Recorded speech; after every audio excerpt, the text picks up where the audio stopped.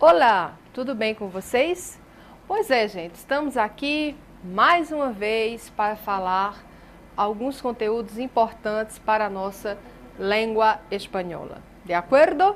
Espero que vocês estejam aí tranquilos, acompanhando as aulas, compreendendo e acompanhando o material também, né? Os textos, porque nós optamos por trabalhar sempre em cima dos textos, porque como língua espanhola nós não temos uma quantidade muito grande de aulas, vamos aproveitar aqui para apresentar para vocês aqueles gêneros textuais, os textos que foram apresentados na aula, na prova, né, na verdade, do Enem, e consequentemente aqueles aspectos linguísticos, gramaticais, né, léxicos, semânticos, importantes para que vocês possam entender um pouco melhor a língua espanhola e, consequentemente, fazer uma ótima prova do Enem, né? Que eu tenho certeza que isso vai acontecer com você aí. Então, vamos lá. Gente, se vocês lembrarem, na nossa aula passada, nós trabalhamos um texto sobre o quê? Muito bem, sobre o bilinguismo, né? Sobre o uso do bilinguismo em um certo país, que é o Paraguai, né? Que no caso é a língua castelhana e el guarani, a língua guarani. E vocês devem lembrar também que eu falei para vocês que esse texto, ele serviu como base para duas questões da prova, né? Então, olha só, na aula de hoje, nós vamos passar pelo texto mais uma vez. Logicamente que eu não vou me deter novamente a toda a leitura, a toda a explicação, mas por que é necessário?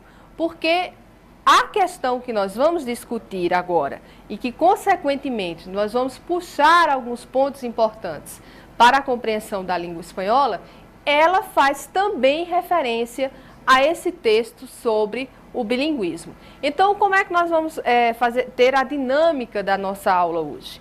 Eu vou passar mais uma vez o texto para vocês, vocês vão acompanhá-lo rapidamente, né? Vamos parar em uma palavrinha ou outra, só para lembrar mais uma vez aspectos importantes e vamos centrar em quê? Vamos centrar na questão, naquele parágrafo que responde a essa questão especificamente e depois vamos chamar a atenção para alguns aspectos importantes que devem ser lembrados, algumas dicas, na verdade, né, para que vocês possam fazer uma boa prova no Enem de língua espanhola. Então, vamos lá.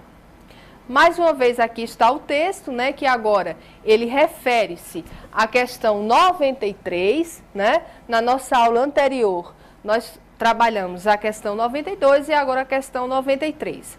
Então, aí a parte do texto, né, que inicia falando que com a escola, e apesar dela, os paraguaios e as paraguaias, eles continuam se comunicando na língua guarani, e aí está a resposta para aquela questão anterior, né, para a questão 92 que nós trabalhamos.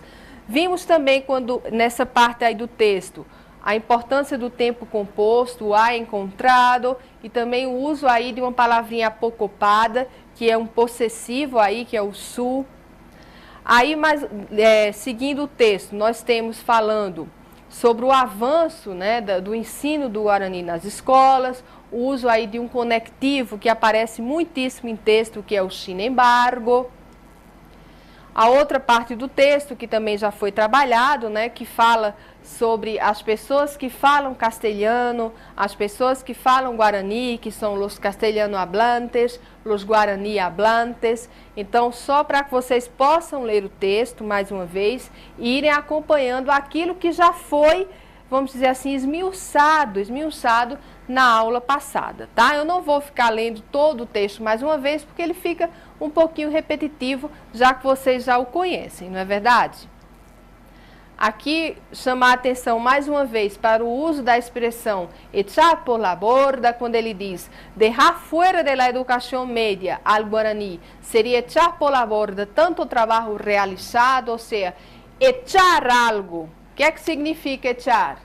Muito bem. Lembram que em nossa última aula, nós paramos um pouquinho para falar sobre a importância desse verbo echar, né? Que aparece muitíssimo nos textos e que ele vai servir aí muito, né, para formar expressões idiomáticas e que, dependendo do contexto, vão aparecer, vamos dizer assim, significados, né, diferentes. Então, nesse caso aí, quando eu falo echar por la borda alguma coisa, dá a entender o quê? Deixar para lá, jogar fora, abandonar, né? Mas aquilo que eu chamei a atenção de vocês e quero enfatizar mais uma vez, gente, não tentem, se vocês não sabem o significado, vamos dizer, daquela palavra, daquela expressão, não tentem simplesmente olhá-la fora do texto.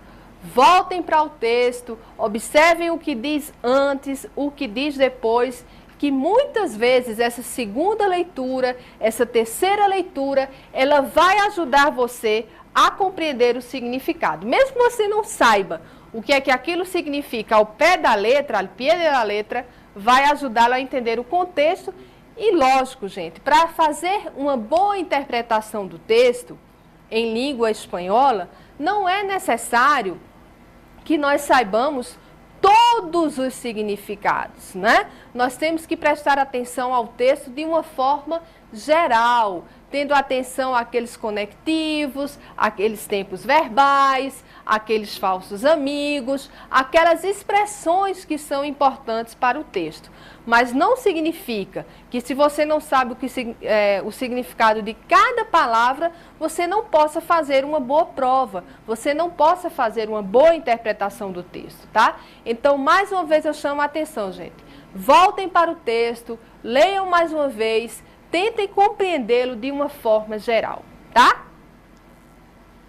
Aqui ele fala sobre a intenção de marginalização da língua, né, do Guarani na educação, que isso deixa que ela fique cada vez mais viva, que as pessoas não esqueçam de utilizá-la, porque como nós também já falamos em nossa aula anterior, a língua de um povo, a língua de um país, a língua de uma região é a sua identidade. E aqui no caso do Paraguai, a língua Guarani faz parte da identidade daquele povo, tá?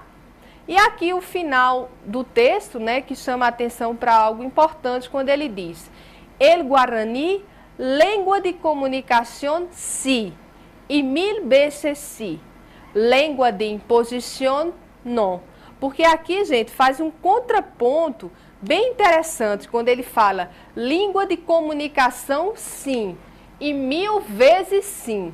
Língua de imposição, não. Ou seja, as pessoas não vão estudar o Guarani na escola, vamos dizer assim, simplesmente porque foi colocado um decreto, uma lei, algo que obriga as pessoas a utilizarem, né? É muito mais do que isso, porque é uma língua de comunicação que faz parte da vida das pessoas, do dia a dia das pessoas, da comunicação. Então, por isso é que ele enfatiza bem para finalizar o texto dele, né? Língua de comunicação, sim. Observem aí, gente, que o sim, né, ele vem acentuado, porque ele dá a ideia de quê? De positividade, é o nosso advérbio sim, e mil vezes sim. Então, atenção, que você pode encontrar em textos esse si aí com acento, que é esse caso aí, que é um advérbio de afirmação, e em outros casos ele sem o acento, que vai ter um outro significado, tá? E aí, pessoal, nós temos a questão que para nós é a questão 5, e ela corresponde à questão 93 do Enem, né, de 2010, da prova azul, que diz o seguinte: em alguns países bilíngues, o uso de uma língua pode se sobrepor a outra, gerando uma mobilização social em prol da valorização da menos proeminente, tá? De acordo com o texto, no caso do Paraguai, esse processo se deu pela. Então, gente, atenção, quando vocês forem ler o comando da questão, não façam só uma leitura, tá? Façam essa primeira leitura de uma forma mais rápida, que é o que nós podemos chamar de uma leitura de reconhecimento, né? Para ver mais ou menos aquilo que está sendo pedido, e depois volte a fazer essa leitura de uma forma com mais atenção, para que você realmente não apenas decodifique o que é que está ali, mas que você realmente entenda o significado, o que é que quer aquele comando. Então, vamos ler mais uma vez. Em alguns países bilíngues, o uso de uma língua pode se sobrepor à outra, né? Uma língua pode se sobrepor à outra, gerando uma mobilização social em prol da valorização da menos proeminente. Ou seja, que como sempre vai ter uma que vai se sobrepor à outra, aquela que não é a mais falada, né, aquela que tem o maior status, vamos dizer assim, o maior status linguístico, vai fazer com que a população tenha uma simpatia por ela e tenha, de uma certa forma, uma mobilização social. De acordo com o texto, no caso do Paraguai, esse processo se deu pelo ou pela. Letra A, gente. Falta de continuidade do ensino do Guarani nos programas escolares. Preconceito existente contra o Guarani, principalmente nas escolas. Fala de preconceito, gente, mas é principalmente nas escolas que ocorre esse preconceito? Vamos pensando. Esperança acumulada na reforma educativa da educação média. Na verdade, essa alternativa, ela é meio, né? É esperança acumulada na reforma da educação, né? Da educação média. Inclusão e permanência do ensino do Guarani nas escolas. Continuismo do ensino do castelhano nos centros urbanos. Aí, gente, só para chamar a atenção de vocês, observem que aparece a palavra castelhano escrita em língua portuguesa, que aí é com LH. E na língua espanhola, nós temos a palavra castelhano, que tem aí uma sonoridade parecida, o LH, mas que a letra L é doble, né, que são os dois L's. Então, qual é a resposta, gente? Inclusão e permanência do ensino do Guarani nas escolas. Mas qual é a parte do texto, qual é o parágrafo, né? Qual é o fragmento que nos dá essa alternativa aqui? Vamos acompanhar qual é? Vamos ler bem tranquilos aqui, olha. Graças precisamente a los programas escolares, aún em contextos urbanos, el bilingüismo ha sido potenciado. Esse ha sido, gente, só para lembrar, me dá uma ideia de quê? Muito bem, uma ideia de passado. Los guarani hablantes se han acercado. Lembram da nossa última aula, quando nós falamos sobre aquela diferença de cerca, lejos? É isso aí, gente. Então, se han acercando. O que é que eu estou fazendo aqui? Isso, eu estou aproximando com maior força a la adquisición del castellano. Y algunos castellano hablantes perdieron el miedo al guaraní y superaron los prejuízos em contra de ele. Porque o que está dizendo aqui, gente? Que muitas pessoas tinham um certo preconceito em se falar o guarani, porque parece ser uma língua o quê? Uma língua, milhões de aspas aí, uma língua menor, menos usual, que não tinha tanto status. Então, a resposta correta que nós temos é essa, gente. Inclusão e permanência do ensino do Guarani nas escolas. Então, eu queria só voltar aqui rapidamente, porque o que é que ele pergunta? Em alguns países bilíngues, o uso de uma língua pode sobrepor a outra, gerando uma mobilização social em prol da valorização da menos proeminente. Né? Aquilo que as pessoas que falavam Guarani, por vezes, tinham vergonha, tinham preconceito. Né? De acordo com o texto, no caso do Paraguai, esse processo se deu pelo quê? Aí é que nós chegamos à resposta. Inclusão e permanência do ensino do Guarani nas escolas. Porque quando ele diz aqui, gente, atenção ao começo do texto, olha. Graças, ou seja, graças, né? precisamente a los programas escolares. Então, ao uso do Guarani onde? Nas escolas. A em contextos urbanos, ou seja, nas grandes urbes, nas cidades. El bilinguismo, ou seja, o uso do bilinguismo, ha sido potenciado. Então, no texto isso aí está muito claro. Ele foi o quê? Ele foi potenciado, ele foi aumentado. Los Guarani hablantes se acercaram com mais força ao uso do castelhano, né? Então, eles se aproximaram. E alguns castelhano hablantes, algumas pessoas que falam castelhano, perderam o medo do Guarani e superaram os seus preconceitos, aquilo que previamente eles pensavam sobre o uso do Guarani, tá? Então, aqui, gente, termina essa questão aqui, que foi uma questão, na verdade, ela foi bem interessante, porque foi apenas um texto, né, que deu aí subsídios, que deu informações para duas questões do Enem. Lembrando que no caso da língua estrangeira nós temos 5 questões. E essas 5 questões foram trabalhadas aqui, né? Sempre chamando a atenção para quê, gente? Para uma segunda, uma terceira leitura, para a atenção àqueles conectivos, aquelas conjunções, preposições, tempos verbais que podem e muito auxiliar na interpretação do texto. Então, eu gostaria agora de chamar a atenção de vocês para falar algumas coisinhas específicas para quando você for realizar a sua prova do Enem, tá bom? Então, eu gostaria que você acompanhasse aqui comigo. Vamos lá. Orro! Olha só, eu estou logo começando aí dizendo com você, orro! O que é que significa esse orro? Na verdade, gente, orro vem de ojos, né, na língua espanhola, que são os ojos, e é uma expressão que nós utilizamos quando eu quero chamar a sua atenção.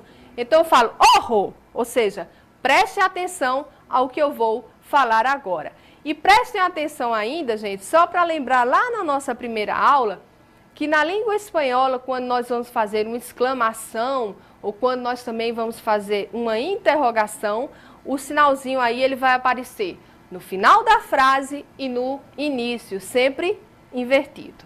Então, a primeira coisa que você não pode esquecer aí para fazer a sua prova do Enem, olha, analise as questões antes de ler o texto.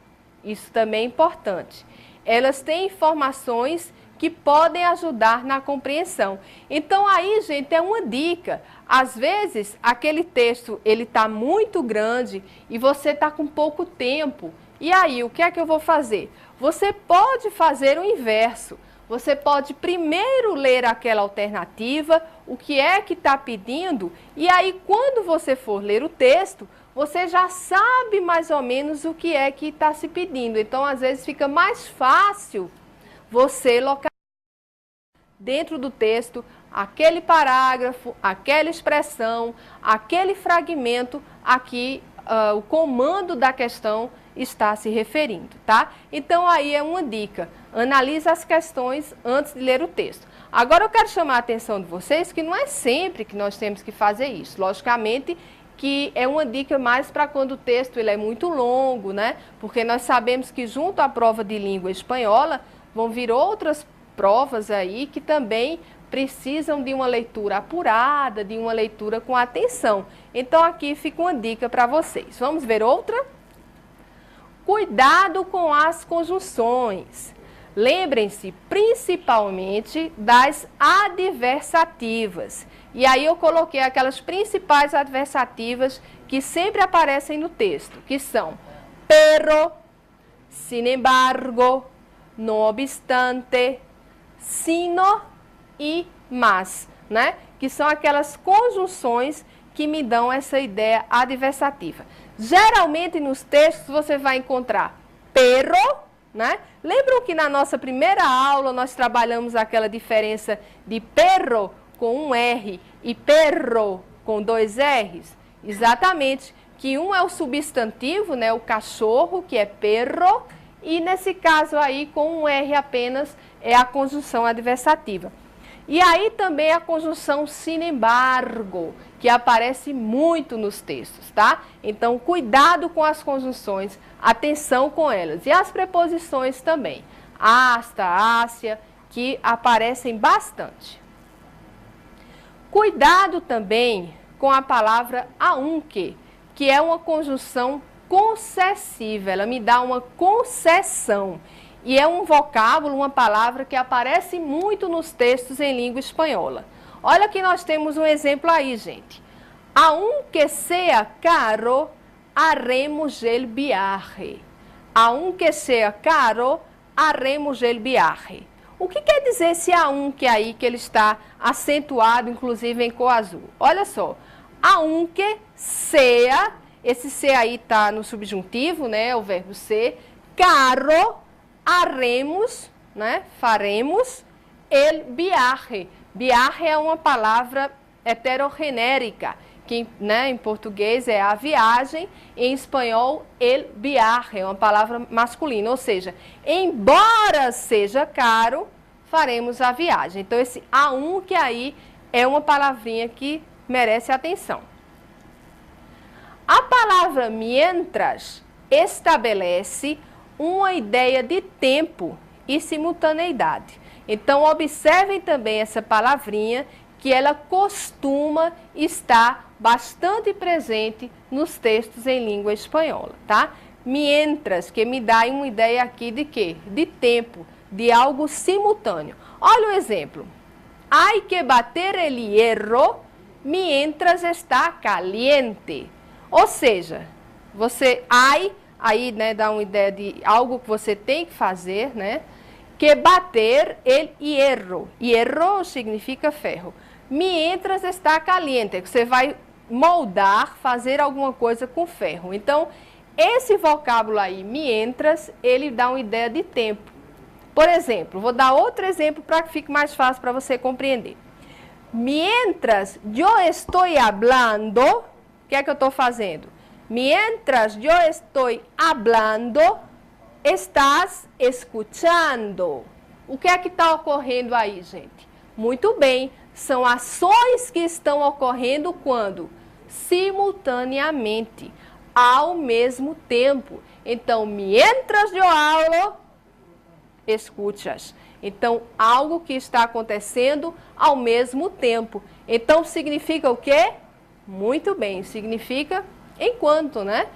Enquanto eu falo, você escuta, né? Então, hay que bater el hierro mientras está caliente. Então, também é uma palavrinha que precisa chamar a atenção de vocês. Mais uma dica, gente. Ojo! Atenção aos tempos passados. Eu já falei um monte de vezes nisso, vocês já devem estar até já... Pô, essa professora só fala tempo passado, parece que ela vive no passado. Mas não é isso, gente, é porque esse tempo composto, essa estrutura da língua espanhola é um pouquinho diferente da língua portuguesa. E lembrando que aí nós estamos vendo esse Hoy Juan ha llegado muy temprano. Esse ha llegado é um tempo composto, né, o perfeito composto, que é o presente do verbo haver mais o particípio. Então, eu gostaria que vocês prestassem atenção nesses dois exemplos. Olha só. Hoy, né, o dia de hoje, Juan ha llegado muy temprano. O que é que significa essa frase? Eu queria chamar a atenção de vocês aí para o advérbio temprano, que é o contrário de tarde. Tarde em espanhol é tarde, é a mesma coisa. Então, hoy Juan ha llegado muy tarde, muy temprano. Então, o que é que eu quero dizer? Que hoje, esse hoje aí me dá uma ideia de quê? De tempo. Quando é que aconteceu essa ação? Hoje. Passou? Sim, ele já chegou. Mas ele chegou hoje. Então, é um tempo o quê? Mais cercano, mais próximo. Por isso o uso do perfeito composto. Então, hoje, Juan, né, chegou muito cedo. E abaixo, eu tenho a mesma frase, né, com o mesmo verbo, o verbo llegar, que também está no passado. Só que aí está no indefinido, né, que é um passado mais encerrado. Então, ayer também é um tempo verbal que indica o quê? É um advérbio, na verdade, que ele indica o quê? Tempo. Então, temprano, né? Então, ontem, esse ayer, Juan chegou muito temprano, ou seja, ele chegou quando? Ontem. Ontem já passou? Já, da mesma forma que a primeira ação. Só que nesse segundo exemplo, eu tenho um marcador temporal de passado, que é ayer, que significa ontem, né? E por isso o uso do verbo chegar no pretérito indefinido, que aí é um passado simples, sem tempo composto. Observa que não tem nenhum auxiliar. Então, as duas frases estão no passado, só que a primeira, ela dá um passado mais próximo, eu tenho aí um marcador temporal de presente, que é oi, e a outra me dá uma ideia de um tempo passado já encerrado, já terminado. Por isso, o marcador temporal de passado, que é a palavra ayer, tá? Então, é mais uma dica aí para vocês. E a última dica que eu tenho aí, gente, é a atenção com as contrações. Porque na língua espanhola eu só vou encontrar aí duas contrações, que são del e al. Então, observem, por favor, o primeiro exemplo. Creo, né, eu acredito, que ella viene del cine. Então, aí eu tenho uma contração do de, né, da preposição, mais o artigo masculino el, que eu vou contrair. Então, me dá a ideia de que aí em português? Do, né? Creo que ella viene del cine. E a outra frase, creo que ella va al cine. Então, é a outra contração, que aí eu tenho a preposição a, mais o artigo masculino el, que é a outra contração em língua espanhola.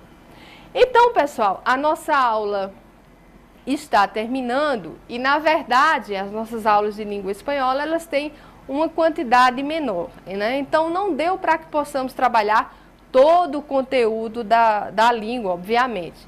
Mas eu espero que essas dicas, esse trabalho com o texto, possam realmente auxiliá-los na hora de fazer a prova de língua espanhola. Mais uma vez, eu quero chamar a atenção para que vocês, gente, que tenham escolhido a língua, não se tiverem feito porque é uma língua que, a princípio, ela é mais fácil. Obviamente, ela é a nossa língua irmã, né? É difícil eu ler um texto em língua espanhola e não compreender nada. Isso é quase impossível se eu sou uma falante de língua portuguesa.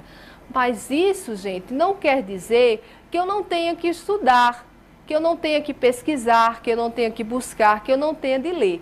Então, a minha dica principal é: leiam, busquem, procurem, pesquisem, tenham um dicionário, tirem ali a sua dúvida e não esqueçam de prestar sempre atenção ao contexto geral.